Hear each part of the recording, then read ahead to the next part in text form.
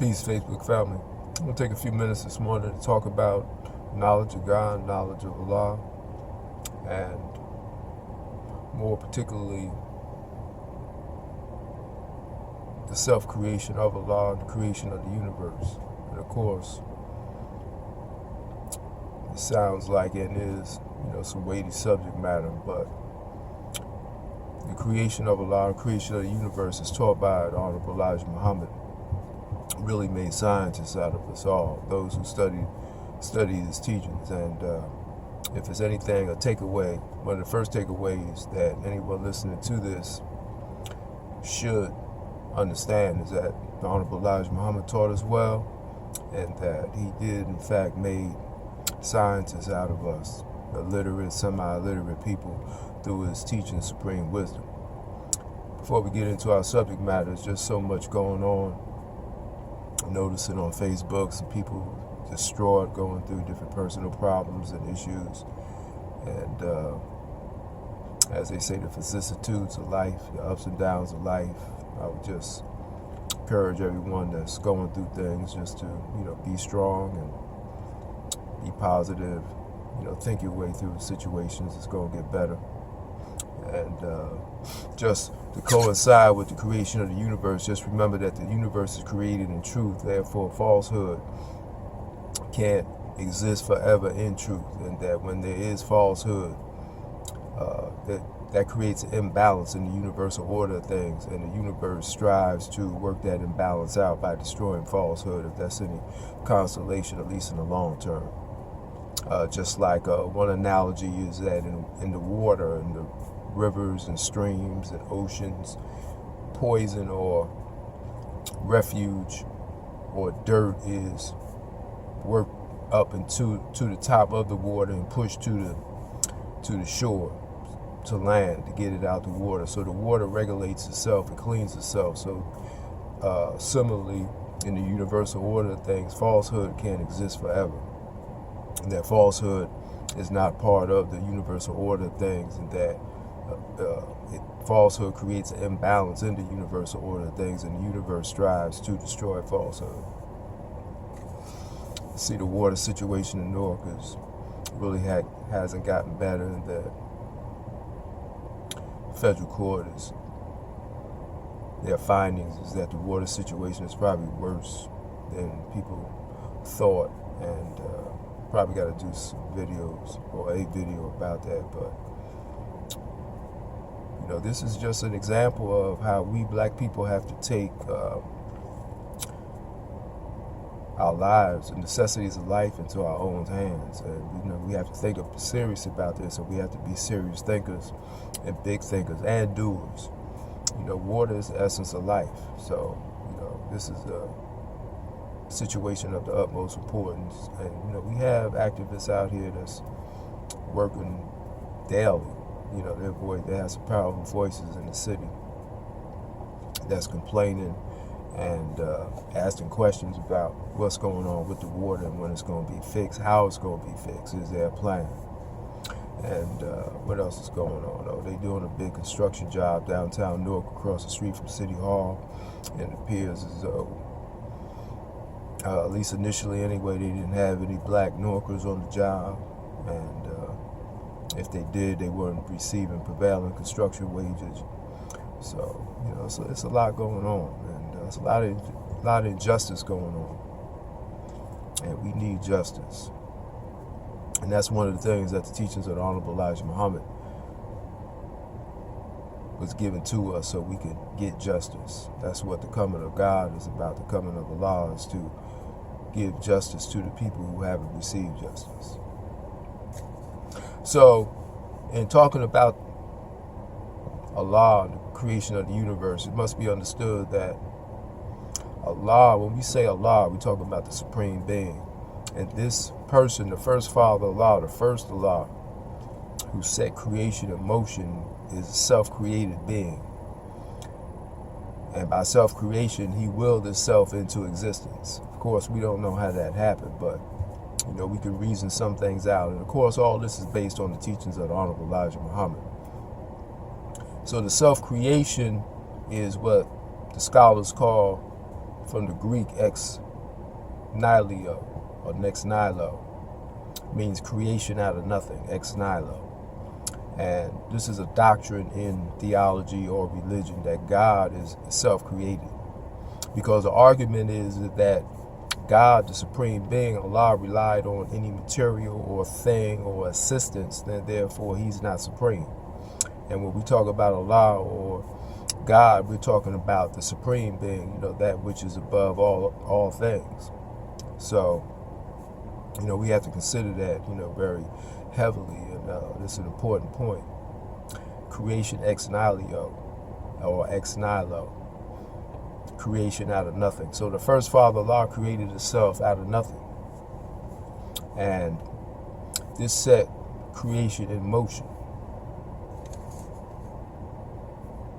And as a sidebar, the word or name God is really inaccurate name for the supreme being.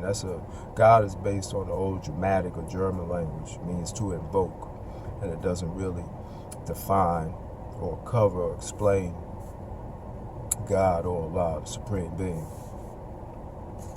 So we say Allah, Allah is the Arabic name, and we believe that Arabic is the original language of the earth, and that even though they are pale Arabs, they are now the original Arabs, of course, is the black man. Everything on the planet was originally black in terms of people. We should all bear that in mind. And these things are being revealed more and more every day. But just in terms of our framework, there was no white people prior to 6,000 years ago. So when we say Allah, the basic definition of Allah is all in all. And the name Allah comprises 99 attributes, and we hear these names common in this area: Rahim, Rahman, and Ali, many other names, Khalik, and all these names are actually part of the 99 attributes defining different aspects of Allah. But the simple definition of Allah is all in all. Allah comprises everything, or as Arab scholars say, the name Allah comprises all the essences of perfection. Yeah, I'm getting over a cold too, so hopefully we can get through this without too much coughing. Now you got, some scholars, critics of Islam, that say that Prophet Muhammad 1400 years ago invented the name Allah from an Arabic idol, female Arabic idol called Al-Lat, A-L, second word, Lat, L-A-T, and that the name Allah is actually a contraction of those two words, but that's false. And one of the white historians or critics of Islam, Karen Armstrong, in her book, The History of God, goes into that. And there's several other people who espouse that idea, but that's incorrect, because, you got books that say they found inscriptions of the name Allah, the Most High, and that's another definition of Allah, the Most High God, in Arabia from 800 BC.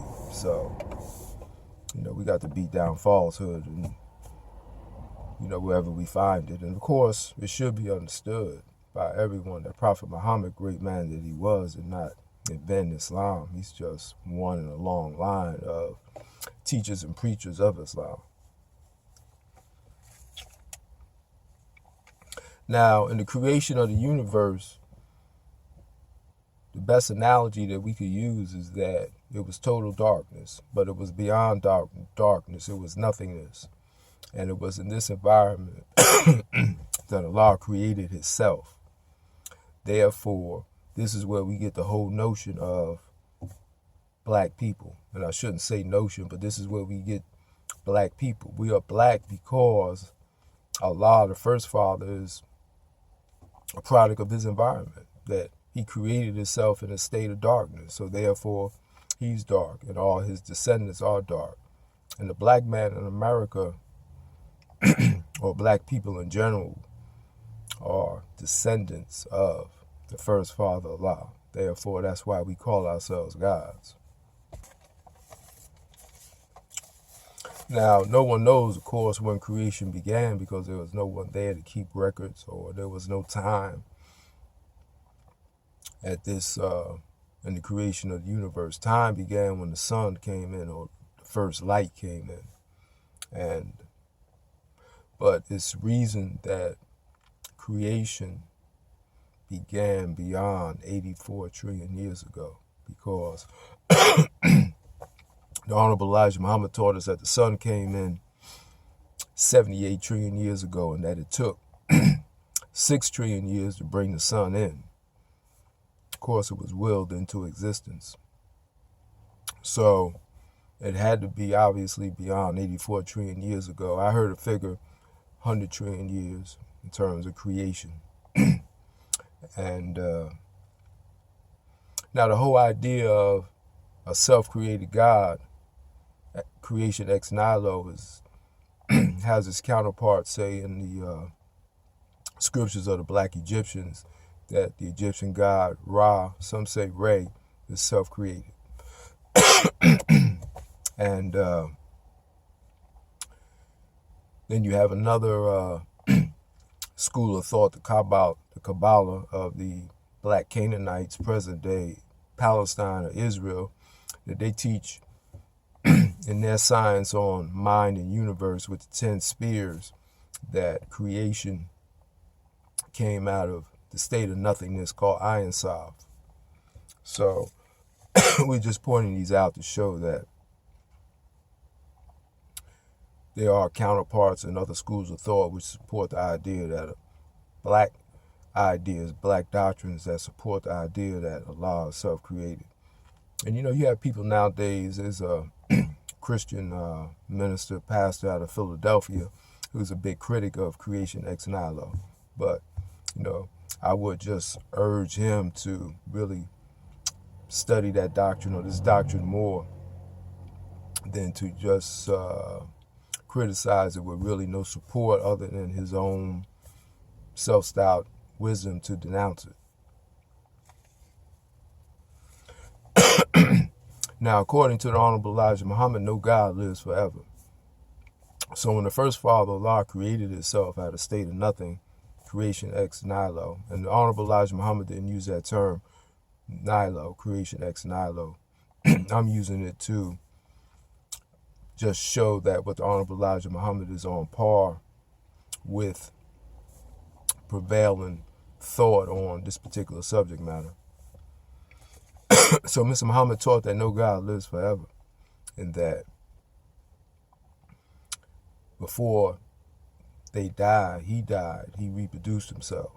So this is the cycle or the process of the gods, is that no God lives forever, which goes to the whole notion that there's no cosmic entity that resides above us or somewhere on some dimension that's lives forever, and that he hears everything, he sees everything, and knows everything. This is, the wrong idea. Some of this is based on the so-called European sky god religion. But no God lives forever. So after the first father, or before the first father, Allah, died, he reproduced himself. And that next God, or Allah, continued in building the universe. So, it's important that we understand these things, or get some understanding on it. And stop letting white people dictate or influence us as to these important subject matters. Because some of their science, even though they do have some deep science on some things, their science of God is, at least some of them, is totally incorrect.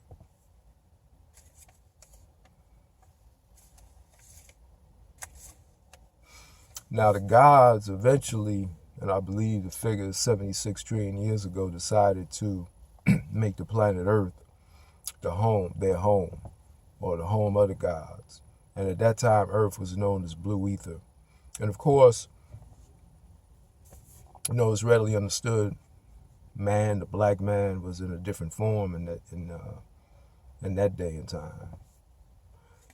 Records started being kept, or time started started being kept 76 trillion years ago as well. The sun came in 78 trillion years ago, and the stars began to be dispersed 72 trillion years ago, according to the teachings of the Honorable Elijah Muhammad.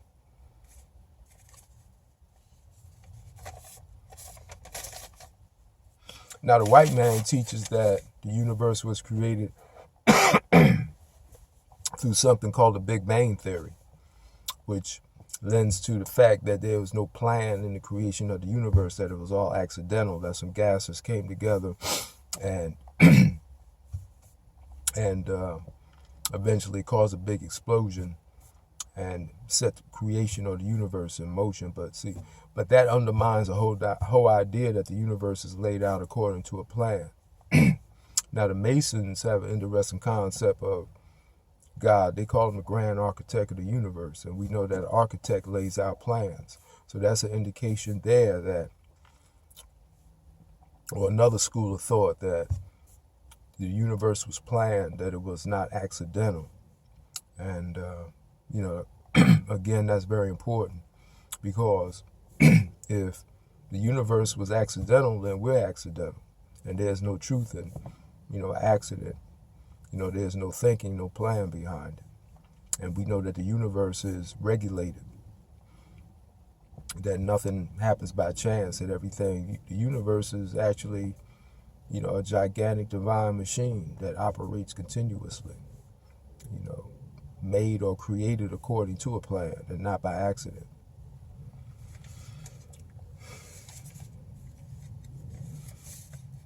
Now, of course, people get confused, and maybe rightly so, without understanding.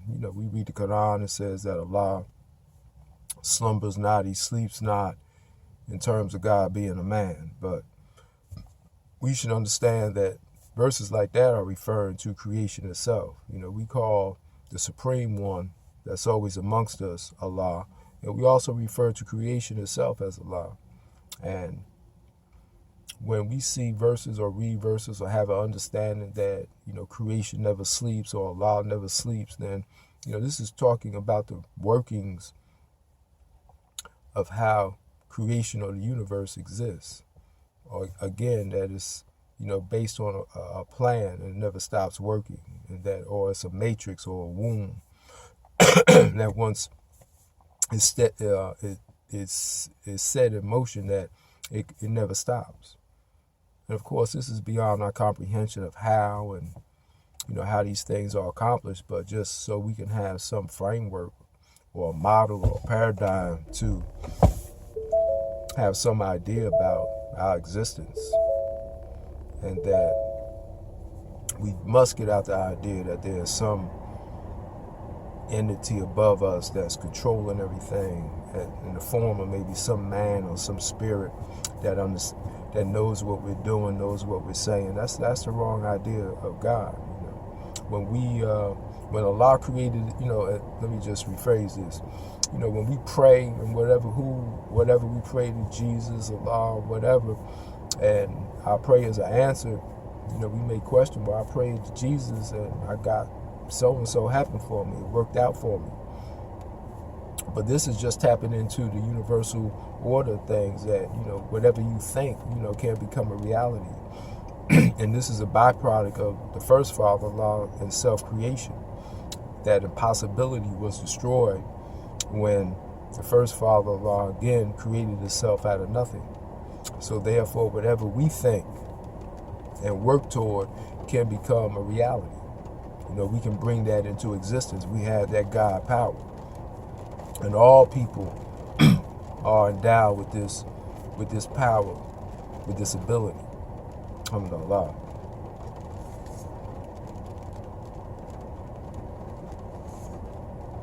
As I said earlier, that falsehood can't exist in the universe. It creates an imbalance. So, and once falsehood is in the universe strives to get rid of it, to destroy it. And, the perfect example, of course, is Yaqub's made man, who has brought a tremendous imbalance in the universal order of things. And one of the reasons why we were given this knowledge, the true knowledge of God, and the devil, is because falsehood can't exist forever. Falsehood has got to be destroyed. Falsehood can't be part of the universal order of things. So we, the black man and black woman in America, are the first recipients of this knowledge, because we are the leaders to destroy falsehood in the universe or the planet Earth. So, we have to understand that, what our role is and why we are the ones who are the first recipients of this knowledge openly. Of course, among the gods, this is readily known, but this is the first time that it's being made public, according to Mr. Muhammad, in many millions of years. Now, you may question what I'm saying, and, perhaps rightly so, but, just remember that the government of the gods is clearly laid out, say, in the book of Revelation in the Bible, chapters 4 and 5, where it talks about the 24 elders and the one on the throne. 24 elders represent the 24 scientists of Islam, and then you have one on the throne making 25. So, if we study the Bible, let's understand the Bible. The Holy Quran calls this group of people the exalted assembly, Surah 37. So, let's understand our books. If you question it, rightly so, you should question what I'm saying, and ask me questions. But if just for a frame of reference, again, remember your book, the Bible, teaches about the 24 elders and the one that sat on the throne, the 25th. So the government of the gods is actually 12 scientists, 12 major scientists and 12 minor scientists of religion or scriptures. And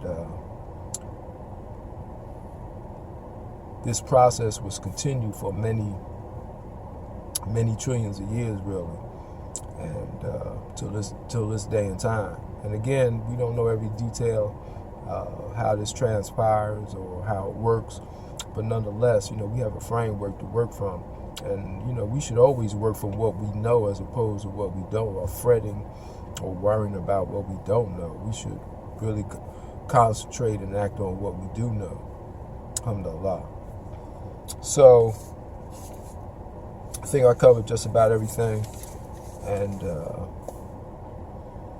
my voice is held up somewhat, and in my next video, I should be over the cold, and we can go into this subject. I want to continue this subject and go a little deeper into it, but nonetheless, Allah is self-created.